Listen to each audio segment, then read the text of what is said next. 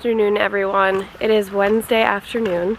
Matt and I took a few days off to enjoy the holiday and just relax, reset. And now we are taking the dogs on a nice long walk to tire them out because we are going on a date tonight at a restaurant in Kennebunkport, Maine. The restaurant's called Earth at Hidden Pond. It's a farm-to-table restaurant, and Matt stumbled upon it a few months ago. So we made a reservation for after Christmas so we can enjoy some quality time together and see what it's all about. All right, we are off. We had a brief hiccup there. When we put the directions on the GPS, it said that the restaurant was closed.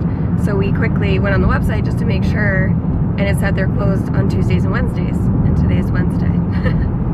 So we were like, shoot, does that mean we don't have a reservation? So we tried to call and nobody answered. So we were like, okay, well maybe we should just cancel just in case because it's an hour-and-a-half drive. And then I tried calling again and I finally got a hold of someone, and I guess they're just extending reservations this week because of the holidays. So we are on our way. Hopefully we'll be there pretty close to our reservation time, but either way, we're gonna we're going anyway, and hoping for the best.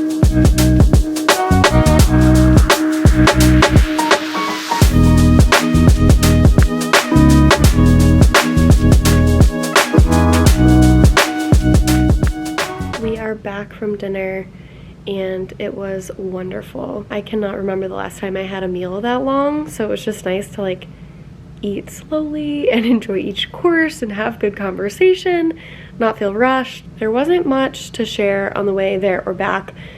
As you know, we got off to a little bit of a late start, and then it got dark, so we were mostly highway driving, and by the time we got up there it was pitch black. And then when we sat down to eat, I wanted to put the camera down and just enjoy being with Matt. It was really cool.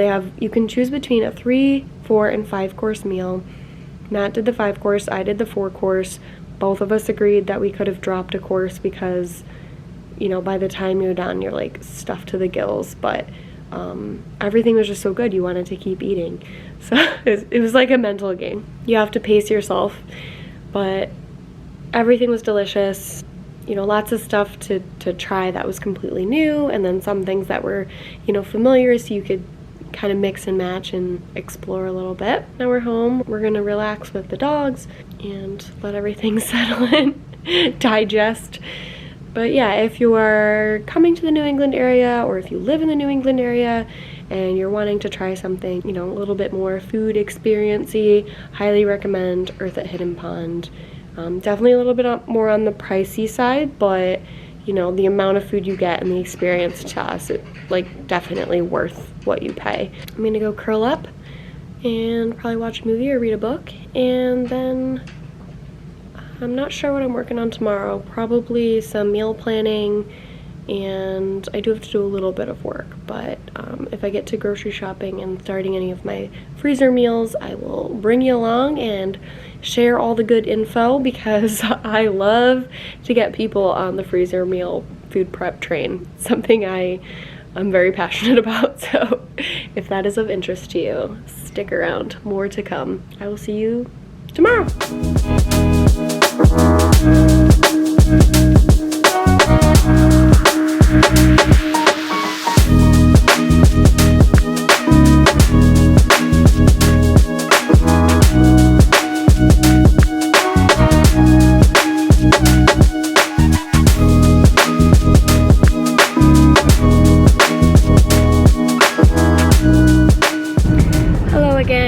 Thursday afternoon. It is very rainy, as you can see looking out the window here. We are actually headed to a brewery nearby to do our annual budget meeting. Every year Matt and we have an Excel document that we have like all of our expenses throughout the year documented, and we go through it at the beginning or the end of a year for the next year to kind of reassess, adjust numbers, and just make sure we're kind of planning accordingly for all the projects we have coming up, travel, entertainment, food, all that stuff. So it's just a nice way to set yourself up for success for the upcoming year. So we're about to do that, and then we're going to go to the grocery store and Costco to load up on groceries for meal prep tomorrow. So all the sort of preparations for the coming new year.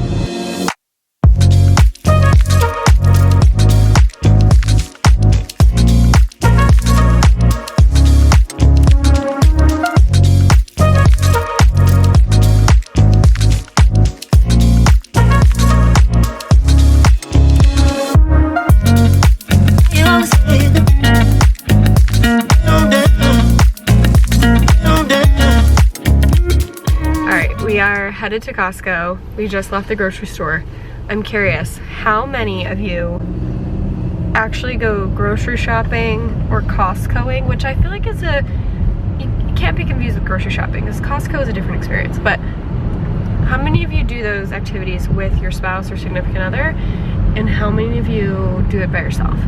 Because Matt and I we both love grocery shopping and going to Costco. So very rarely do we allow the other person to go alone, unless it's like we have to save time. Whoa, I'm very big. The brake lights are making me look like an alien. Anyway, you're about to join us on a Costco adventure. Okay, first things first, you must go down every aisle, even if you're not buying things. It's just fun to look. Gel blasters. What does that mean? It's like paintball? Kind of. It's That's more like fun. airsoft, but like with like squishy gels. I feel like the dogs would love that. This is so, wow. Cool, you only have to open one door. I sent Matt on the hunt to find that item. And I found it. I found it. It's right there. Yep, I found it. Where is it? Right there. We'll just have to go back over and look. Alright, velvet hangers, $50 for $13.99. I feel like that's such a good price. Oops. Lisa, I know you don't have room, but they have, well, oh, that's kind of cute. It's like a little chick. Look how big this thing is. I know we're after Christmas, but these, I love these things. And I feel like, I'd have to look, but I feel like that's a pretty good price for a set of 4. These are the ones we have. Well, we have a couple of different brands, but these ones in particular, these ones chip really badly. I don't know why, but they haven't lasted as long as the ones I got Matt like 7 or 8 years ago. These are cute. But I don't think you're gonna find cheaper beer in Costco versus New Hampshire. Yeah, and honestly, I feel like, well, I'm kind of picky about wine, but I feel like Trader Joe's has a better, cheaper selection, personally.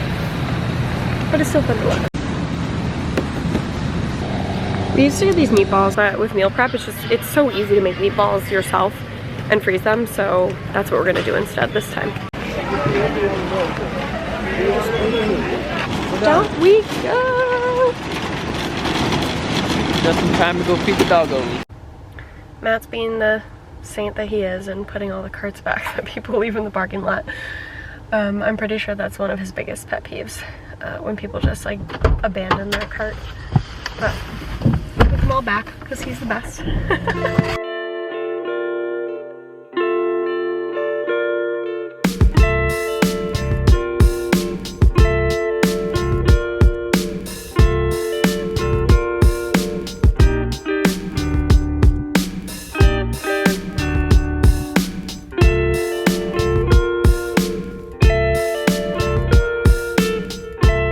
Alrighty, groceries are all put away. Matt and I are going to do a quick workout, and then we are going to post up on the couch and finish watching a show that we started a few days ago called One Piece. It's a live action version of an anime show, and it's really good. It's like adventure-y, a little bit of suspense, a little bit of like comedy. It's lighthearted. It's about like pirates, but it's not Pirates of the Caribbean style. Highly recommend. It's very good. I think there's only 1 season, but it keeps you on the edge of your seat, and I'm excited to finish it. So we're gonna get to it, and I will see you all tomorrow.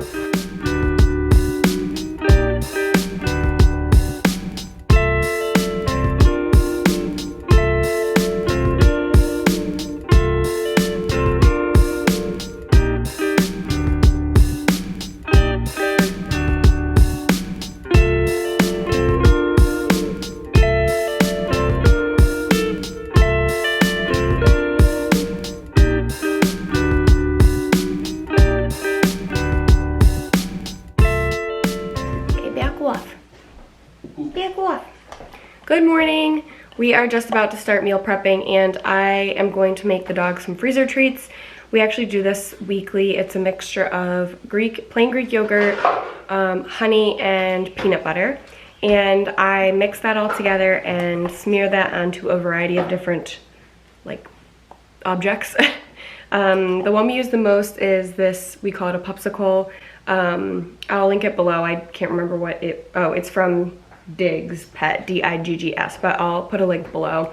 This we use for crate training for Junie, and we continue to use it every time we put her in the crate. It's something she looks forward to, so she loves being in her crate. So we use that, and then we fill the Kongs with the mixture. We have these little wobble toys that they have a base that you attach to, and the kibble comes out, so they kind of have to bump it to get the kibble to come out, and they eat a little bit more slowly, but they have this ridged top, and you can smear stuff on there and freeze it so they can lick it off. And then I also have this other wobble toy, which a friend recommended to us for their dog food. We haven't quite figured out the right mixture for that yet, but I do still put the mixture in here. I just smear it kind of on the inside, and it's got a round base, so it just kind of wobbles, and it takes a little bit longer for them to lick out. So we're big on the food entertainment here for the dogs. It's a great way to keep them busy for a bit, and also it's a good training tool. So I'm gonna start with those, and then we will dive into some of our recipes.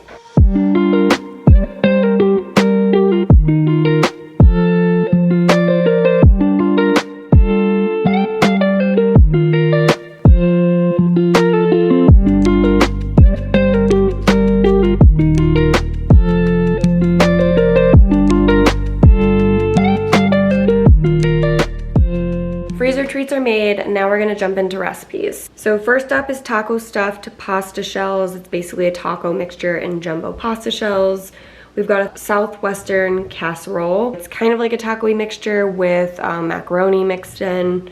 We've got chicken enchiladas, sausage, egg, and cheese breakfast sandwiches, shrimp fried rice and chicken fried rice, maybe a slow cooker cilantro lime chicken. I don't know if I have the chicken, but I'll have to check. And maybe some meatballs if I have the pork. But yeah, that's it. So we're basically just going to divide and conquer. Some things I store in foil pans so that they're stackable. Some things I put in Ziploc bags or glass Tupperware containers. We usually try to make enough that a single meal or a single pan can be 2 meals, or divide things up so we can have multiple meals and only thaw out what we need. So this should set us up for a few months. Obviously, we also make, fresh and regular meals throughout the weeks, but these are stored in the freezer in case we're super busy, we don't have time, and mostly to avoid takeout, because takeout gets expensive and it's such an easy thing to do. So if we have a freezer meal prepped, it's just as easy to go grab that and make it up for dinner. So we are going to get started and show you what we're making.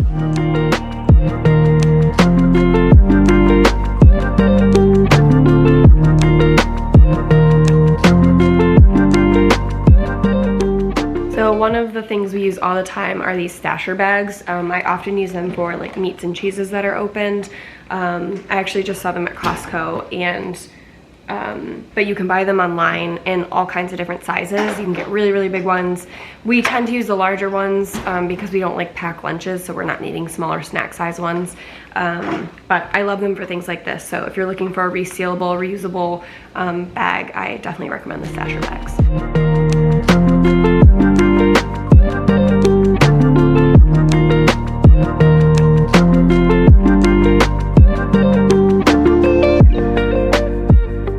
One of the things we usually do for meal prep is get a bunch of meat in bulk and prep it into individual baggies or wrap it in paper. We buy all of our meat in bulk from Costco, so we get chicken breast and ground beef. I like to pre-dice my chicken because a lot of meals call for diced chicken. It's just one extra step to do before you can get to the cooking part. So when I get the meat and I measure it out into 1 pound increments, I dice that up already, and that way it's one less thing I have to do when I get to cooking later on in the week. You can also, dice it up and create a marinade and freeze it that way, and then just thaw it out and throw it in with some veggies or rice or something like that for a quick and easy meal. We also started wrapping everything in butcher paper instead of the plastic baggies. It's more cost effective, it feels less wasteful, and you can kind of wrap it in any form that you want, depending on what you're freezing. You can write on it, it thaws out nicely. I do recommend the wax butcher paper, because as it thaws, you can see even on this a little bit, it gets a bit moist. So the wax butcher paper is better, so it doesn't get, like, start to fall apart.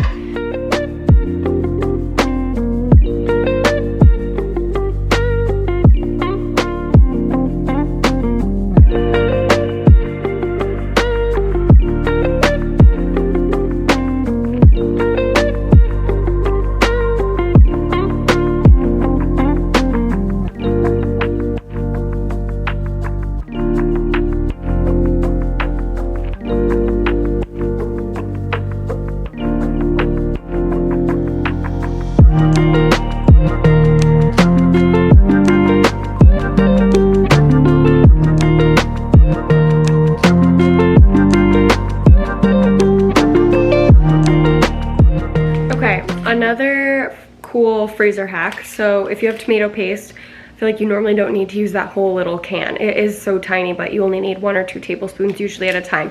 So what you can do is take a tablespoon measurement and put it on a sheet of parchment paper. So this was like one big long strip. I don't know if you can see it. So I put a tablespoon on, and then I folded the paper over, put another tablespoon on, and folded the paper over. So it kind of becomes a ribbon. And then you've got this like stack of these little thin tomato paste patties. You can freeze it, and then when you need one, you can just like peel the paper back, take that little disc off, and put the rest back in the freezer. So that is a wrap. We also scarfed down some Big Mac tacos that we made after we finished everything. Matt's starting to bring stuff down to the freezer. We have to reorganize a bit, I think, to make room, but I don't think we went too overboard. We should be able to fit it all, hopefully. Fingers crossed. But yeah, that's meal prep for today. Probably won't do this again for another few months, but it should set us up for success going into the new year. I am going to take a shower and probably curl up and play some Hogwarts Legacy, because I have not had a lot of time to play that game, and it is so much fun. And I should also say, I mentioned One Piece earlier, that show on Netflix we were watching. The anime is also on Netflix. There are over 1,000 episodes. I don't know if they're all on Netflix, but the show itself has over 1,000 episodes. So if you like the storyline and you also like anime, or cartoons for that matter, it is awesome, and I will be enjoying that over the next several months. So I will show you some garden planning and actually show you the garden tomorrow. So for now, I will say goodbye.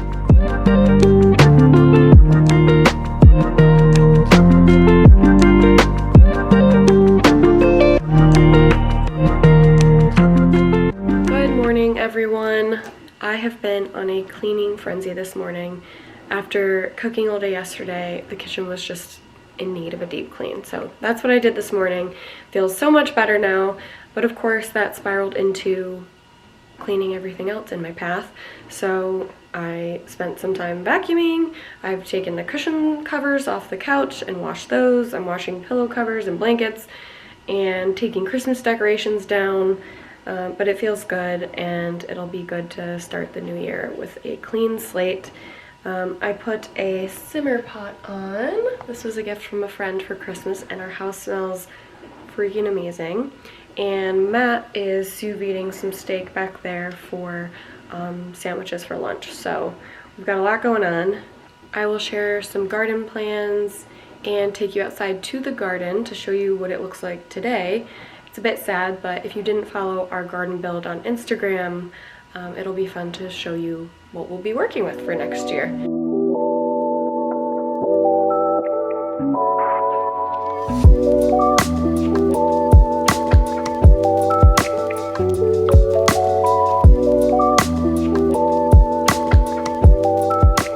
All right, I am going to share with you my planning process for the garden this year.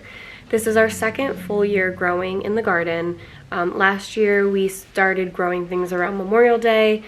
We were building the garden before that. So this year I'm hoping to get things in the ground a little bit earlier and maximize the growing season. We're also going to try to start all of our own seeds, or at least as many as possible. So we're kind of planning a seed starting setup and when we need to get the seeds started so that they're ready to get in the ground in a timely manner. So I'm going to walk you through my Excel document and kind of my rough plan here and show you kind of how I'm figuring out where things are going to go, what I need to buy, and when I need to start it. Okay, hopefully you can see the screen okay. So what I did to start was I created like a rough layout of our garden beds in a square foot layout. So we have 4 4x10 beds and 2 4x8 beds. And I broke them up into little squares to represent a square foot. And then in each of those, I started to drop, you know, a plant or whatever vegetable I was going to grow there, and start to figure out where I wanted to place everything.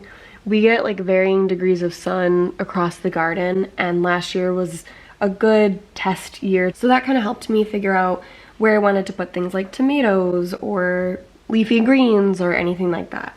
I also kind of started to color code things by whether they were perennial or not, whether I'm going to grow starts or direct seed, whether I'm going to buy starts, or whether I might do both, starts and a seed. In some cases, I left a little bit of space because I know those plants are going to need a little more space. Last year, I followed an intensive planting method, which means like really packing the plants in, which actually does work, but it requires a lot more maintenance. So you have to like visit your garden regularly and clear things out to make sure that something isn't being totally neglected and, you know, taking up space for something else to grow. So I definitely recommend it if you want to, you know, spend a lot of time in your garden. We also have an in-ground bed in the back behind the fence, and that's where I'll plant things like pumpkins, squash, like things that need more space to grow.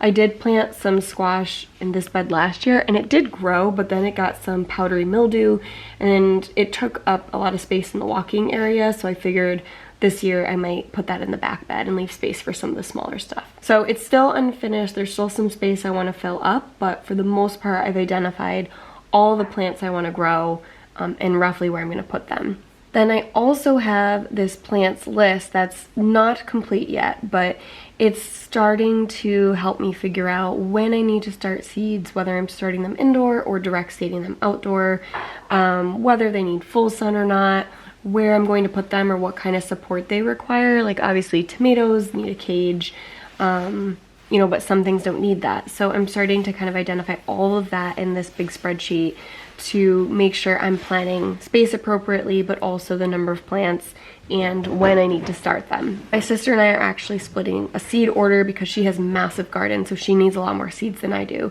So we've kind of gone through and figured out where we are matching up on seed needs, and we're going to split an order from Johnny's.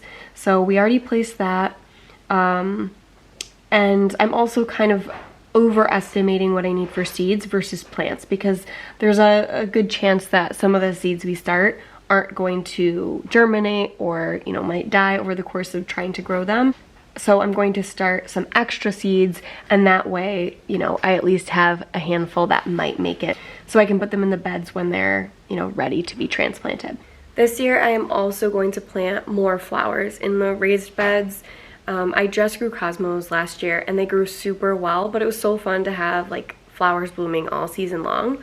So I'm adding nasturtiums, violets, zinnias, calendulas, cosmos, snapdragons, and marigolds. And then my hope this year, if we have time, is to plant a little pollinator sort of decorative garden around the edges of our kitchen garden area. And for that, I want to put in some boxwoods, I think, and then mix in some perennials for like a sort of English cottage garden feel. So far I have bee balm, lemon balm, veronica, and yarrow, and I will mix in some other things that I will probably buy from the garden centers as starts, just to kind of get it a little more mature faster. But I'm excited about that because, for one, it's great to bring pollinators to your garden, but it's also, you know, going to add some color to the space and clean up that edge a little bit, and maybe act as a sort of partial barrier for the dogs. They don't really eat anything in the garden, but they do love to run through it, which sends the stones flying everywhere. So I'm hoping it'll kind of like slow them down when they come running at the garden. Surprise, surprise, it's raining again, but I'm walking out to the garden, so I want to show you kind of what we're working with for space.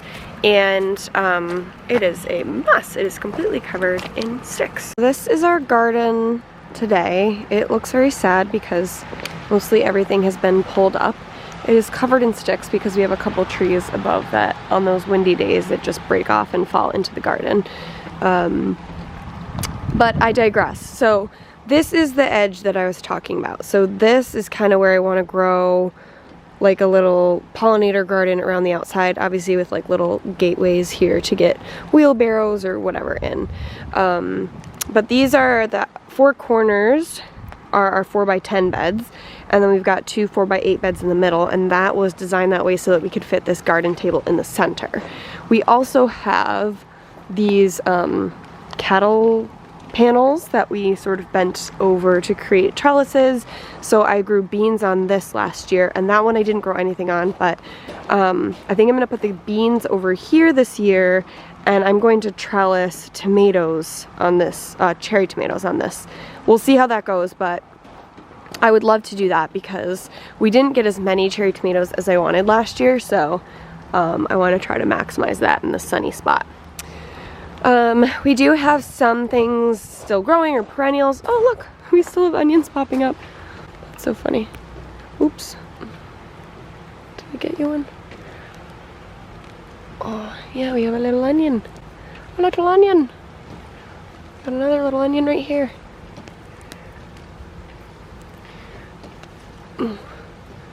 Oh yeah, that one's in there. Look. These are the onions I grew last year. They were so tiny. I've never had onions that small, so I don't know if it was the variety or just the soil or what, but they're super cute. So anyway, we've still got sage here, and I think I have a sage over there. We've got strawberries over there. We've got lots of chives here. These are chives. This is lavender, mint, and I think that one's mint as well. So I definitely put mint in the containers because that will just take over a bed. Some of these I may end up moving. The strawberries I'm definitely going to move because those will take over. So a friend told me to relocate them to a container so that I can utilize this space better for other plants. And then this over here is our little garden table. We built this at our old house for like a workbench, but we have workbenches in the barn here. So we're repurposing it as like a garden table, and we hooked up our irrigation to this. So it kind of seamlessly feeds into all the beds over here, and that will also give us like a spigot so that we don't have to walk all the way over to the house to like fill up a bucket or wash things off. These were our sad Brussels sprouts from last year. They got totally eaten alive by pests, but I left them in the garden because I wanted to see if anything would happen. And we do have the start of some buds, but we'll have to try those again next year and give them a little more love.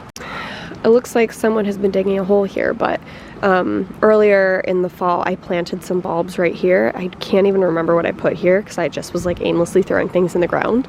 I think I put some alliums here, but anyway, I planted some things here as a start to my pollinator garden, and hopefully they'll pop up, but we'll see.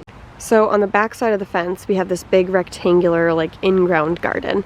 When we moved into the house there were like 5 sort of low beds here that the previous owners had made. You can still see kind of the outline of where we pulled them up, but we just wanted to create one big bed, 1 so that we could get the mower through here more easily, but 2 so we had a much larger space to grow things like pumpkins and corn and, you know, etc. So here I planted garlic and shallots. It's my first time ever doing this, so who knows, they might be all moldy. We've gotten so much rain since I put them in the ground, but we did mulch some leaves and put that over the top to kind of like tuck them in for winter. So we'll see if those come up. But yeah, I'll do some sweet corn, lots of different pumpkins, and squash back here. We may end up extending the bed a little bit wider or longer depending on what we need, but eventually this will just be grass, and then we have an easy rectangle to mow around.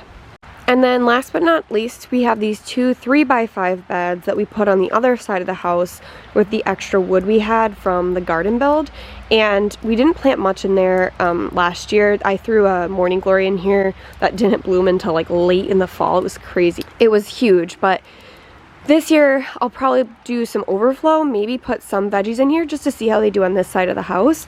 But also I would like to plant some flowers, some cut flowers in here. And then eventually, you know, we'll extend the cut flowers, but you know, one step at a time. I tend to bite off more than I can chew. I had to come inside because I was getting cold. But that's it for the outside. The only other thing I kind of need to start finalizing is the seed starting setup. We have a big wire rack shelf down in the basement, and I did get some heat mats on sale around Black Friday, so those will be really helpful for germination. I just have to figure out the light situation.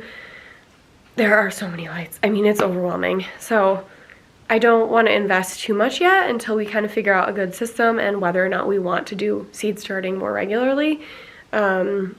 But obviously we want something that's actually going to help them grow. So I'm going to do a little bit more research on that, and then we'll get those ordered. And once I start, you know, setting up the racks, I will share that with you.